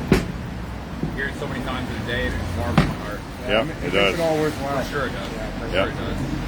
Yeah. If you could get out, if you're not doing this regularly, if you could just get out one day and find some poor suffering person and make that person's day better, well, your day would be a lot better. You'd feel really great about that. You'd probably fall asleep and have a beautiful night's sleep. Well, And we get to do that every day, not just with one person, but with dozens of people every day that come Every here. day. Probably more than dozens. I would Yeah, think. I've been here. I've heard the stories too. Yep. Yeah. I always, like even, I used to tell people all the time, like I donate products, but it wasn't anything compared to actually being down You're here. getting a real taste Yeah. of what goes on here every day. It's much different. Yeah. I always used to say, like, the people that are working here, the angels that are, you know what I mean? Like, as opposed to somebody like me just dropping off a box and taking off, Well, now you're one of the angels. I know, right? It feels like It feels like it. It does. You know in your heart you're doing a lot of good work for people. Absolutely. The smiles on their face, you know? Yeah. When this is a place where a lot of time there aren't smiles. A lot of times there aren't smiles. No. Very unhappy people come here and find relief. They get a little bit of laughter. Yep. I mean, holy smokes, they get a free joint and a free edible. Yeah. They just smile on their face when you tell them that? Yeah, people will come here for the first time and they go, somebody told me I could come here and like get a free doobie. Is that true? The look on their face. And Yeah, then they all like, have the hey, same. yeah, here you go. Don't worry about it. And, wow, really? Yeah. And they walk away like, if you're a cannabis consumer, you know how they're walking away. Yeah. Because we've all been there. Yeah, we've for all sure. been there when we haven't had weed for a while. We really need a joint so bad. Yeah. And while we all haven't been there enough when somebody comes and says, here's a free joint. Right. But we can Or all, an edible, we or can an all edible. appreciate Yeah. how that would feel. Yeah. You know? Absolutely. So to be able to do that time after time after time, all day, every day Feels here, amazing. it does feel amazing. So Yeah. I'm happy that we were provided the opportunity with this program to be able to have people do that. We got a little break in the traffic. We sneak in. Yeah, probably. I thought really. I thought maybe we did, so Not really, but we'll wait. Or we can just hold them up like Brian It's does. rush hour. You can show off my Yeah, I signs. am. yeah. I always love my signs there. There's some good ones, eh? Yeah. Yeah, I think I always think a lot. Yeah. All right. So we don't get the media covering what we're doing here, and they Nobody really need a should. CSP march. But we get these hundreds and hundreds of cars that drive by every day, rush hour especially. I mean, sometimes they're going by too fast; they can't go. really read it. But for those that come by regularly, eventually they do get to see what they all say. I'm sure they all know what those signs say. Once they sit at the red light for a little bit. Yeah, and if they're sitting at the red light, they get to read them. And of course they would. So I'm kind of my own little newspaper is what that is. So we're going to do... Do this, yeah, I guess. There, and I'm going to do here, I guess. Yeah, I'll turn the light. Oh, boy. It's a little chilly out there today. It's a little chilly in here. I see the heater's on, but maybe I'm just carrying some... Oh, of the I got cold. light. Okay, Some well, of the cold let's see from if I can outside. turn mine off, what it looks like. All right, that's good. Thank you. Yep. The new RV. There you are. George can actually stand up in it. It doesn't get much more Canadian than this, does it? No, You no, know? no. We need some flags, though. Where's Bob and Doug? Bob and Doug, are you here? You know? Yeah, this is the true Canadian experience. We're here in the dead of winter in Vancouver, which it doesn't say much, but we're in an RV, parked on the side of the road, where we're slagging weed out the side of the RV to people. So And saving lives. and saving lives in the process. And it didn't used to be that would necessarily be the case. We never knew that, right? For most of my years involved with cannabis, weed was just this great commodity that would help make any party better, or help you feel good when you're not feeling good, or whatever it was. But we never really considered that it would actually be saving people's lives. But even back then, I'm sure that it was. There were people that were struggling, and we didn't, under the surface there, that we wouldn't know, and weed was really helping them out a lot. But even before the public health emergency that is fentanyl and overdose, it was becoming very clear that cannabis was medicine for people. I remember when I first heard that somebody made reference to cannabis as medicine, and it kind of had to think about that for a minute, because I'd never thought of it like that. It just, like I said, it was this thing that we used on the weekend. It made you feel better, but we didn't think medicine. Medicine was something like you'd probably take a spoonful of and it wouldn't taste good or something, but you'd take it when you really were not doing well at all. And here, cannabis was being called medicine, and it wasn't long after having that event happen, where for the first time I heard that having thought about it and thought about it and looked at the effects, and this is definitely medicine for people. That was definitely And the government It was was a real hiding it from eye-opener us. for me. yeah, me too. And then I got to meet really sick people that were using it, people with MS, people that had serious underlying conditions. Yeah, just And then I got to meet people that were using it to get off of hard drugs. And so then, at this point in time, you realize, man, this is not just medicine. This is like the best medicine. This will help people with so many different really important things in most people's lives, like the ability to sleep properly, for example. That's a problem that a lot of people have, is they can't sleep properly. Yeah. And cannabis is amazing in helping people sleep when they target the right strains and use it the right way at the right time. Yeah. You know, so many people have found that the cannabis is a great sleep aid, and that's so important. So anyway, on and on it goes. We've I've passed. noticed it ever since I was probably like 12 or 13. It just fixes, Kids now do. It fixes that imbalance with me. You know. I know I was told later, you know, as you know, looking into it and pondering it and, you know, talking it over with people, and you know, you'd hear people talk about how things weren't happy at home until Dad would pull out his pipe and smoke a bit of weed, and then Even my kid would say the exact same thing. Dad is so much more fun after he has his medicine. Yeah. You know, because that's what she's always grown up as it being. You know. Yeah, and kids notice those kind of things. For sure. She knew. You know, she didn't know what it was, but she knew There's something that makes Dad, you know, a better Dad has dad. two different cigarettes, and then he's good to go. Yeah. Yeah. And like, but even with the edibles company, you know, I never tried to hide anything from her.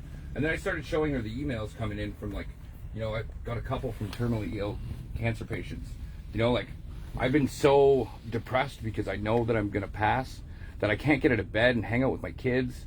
And they're like, you know, then they can get out of bed and actually be parents. You know, they understand that it's still gonna happen. Yeah. But they're in a better. Yeah, I've heard a lot of people make the comment that it gave them their life back. That's a good way to put it. That it helped them get the sleep that they weren't getting. And when you're not getting enough sleep, your life is hell. Yeah. It's really hard to be awake. So I let her read those, you know, especially once she started being able to read by herself. Started letting her read those emails, you know, and she's totally behind it, you know. Yeah, we'll, you know, maybe in a generation from now we'll have it all pretty much worked out. But for now, we're still in the middle of this mess. It's been a mess for a long time. Yeah. We're far away from it being perfect, but I mean, it's going to get better than this, though. Yeah, we've come a long way. We really have. Yeah, absolutely. I think, and that's what I say. Here's the good Canadian experience. You know? Smoking a joint in an RV. It's all over Canada. And there's nowhere that accepts it like Vancouver. When I went to my first 420 when I came here, just 2008, I think. Somebody's like, "Oh, come, we'll do 420," and I didn't really know what I was getting myself into. I showed up and there's like 20, 30,000 people. I was like, dropped to my knees. I'm like, these are my people. Yes. I'm like, I'm home. Yes. I'm never Which leaving. direction am I praying to again? Yeah. Yeah, right? Yeah, it is the mecca of cannabis users for sure. And like here we are, Canada's like legalized weed. And you know, we like to say, well, that's a farce, and no, they haven't. But in some ways they have, and there are a lot less arrests, and people can have possession. And nowadays, if they were giving a true depiction of Canadiana, Bob and Doug McKenzie would definitely be smoking a doob. Yeah. Instead of drinking a beer. Yeah, instead of drinking a beer. R.I.P. to... Yeah. I mean, beer drinking is still a thing in Canada. Can't deny that. No. But, you know, the doobies, they should be definitely a part of what's displayed as far as Canadiana goes. $2, $3, $4, $5. Canadians like to smoke doobies. It's a big part of our parties. It's a big part of everything. And very proud of that. Yeah. And none of them are bad people for doing it. You know what I would None of them should have been called criminals for doing it. And, you know, we've still got a long ways to go if we're going to really solve this issue. Having come a long ways is fine. We certainly should have come a long way by now. Because it's the truth, it's the right thing, but also because there's a lot of people that have, you know, been working on it for a long time. And exposing the truths and exposing the people that are, you know, trying to take advantage of us as people by prohibiting access to nature so that they can benefit in all the different ways that they do. So sorry to cut you off, but see, I just heard it again. She looked at me and she's like, "Today's the first day that I'm going to use this to get off hard drugs." Wow. Just like it happens so much. Every day there's several of those and more that happen here. So even though we have done such a great job of really displaying the value of cannabis and the need to not have it criminalized and the need to stop the spending and wasting of tax dollars to ruin people's lives, we've still got a long way to go. And I'm sure you can see this is where I'm going with this, is that we need everybody to do what they can do. We need people to realize that they have a role to play, that there is something that they can do. You can do something. You can write a letter, make a phone call, talk to your neighbor, talk to your kids, do something, and a whole bunch of other stuff. Man, there's cool, amazing stuff you can do. I decided to rollerblade across Canada, although it was kind of foisted upon me by some universal vision that I was provided with that caused that all to happen. Mad respect. But you might get that same vision or a similar vision. You might have that same creative spark of a moment that goes, well, I know, I just need to talk to the governor, or I just need to go and talk to this person, or we need to make a sign and get it where everybody can see it and it's going to say this. There's a whole bunch of stuff that a person could do. And if enough of us do enough of it, then we will reach critical mass and we will get that better future for us and the generations to come. It's what we need to do for all of us to be feeling like we're part of this society, is to leave it a little better than we find it. That your birth here wasn't for nothing. It wasn't for you just to consume and party and enjoy, but that the world was made a little bit better because you were here. And if you can accomplish that, then there's a sense of peace and well-being that comes from that really can't be bought any other way. You just need to be a good person, a good human, a good citizen of this society that you're in, and just make it a little bit better. Unless you live in a perfect society, in which case, enjoy your life. Have as much fun as you can all the time without worrying about anything. But we are not in a perfect society here. You are probably not in a perfect society wherever you're watching from around the world. And until we have perfect societies, and until all of us have a perfect society, none of us really have a perfect society. And we can get that to some semblance of a degree. I realize this is a yin and yang universe, and there's ups and downs, and there's got to be negatives and positives. But as far as how we are governed, as far as how we're able to live our lives, it can be way better than it is right now. There's a lot of room for improvement. There is something for you to do. I hope you can find what it is. And while you're doing it, appreciate the struggles of the people that are less fortunate. Be kind to everyone, especially those people it's hardest to be kind to, and especially yourself. And most important, to get everything done, to be able to be motivated and live your life the way you want, do your best to have as much fun as you can all the time. We'll see you next week.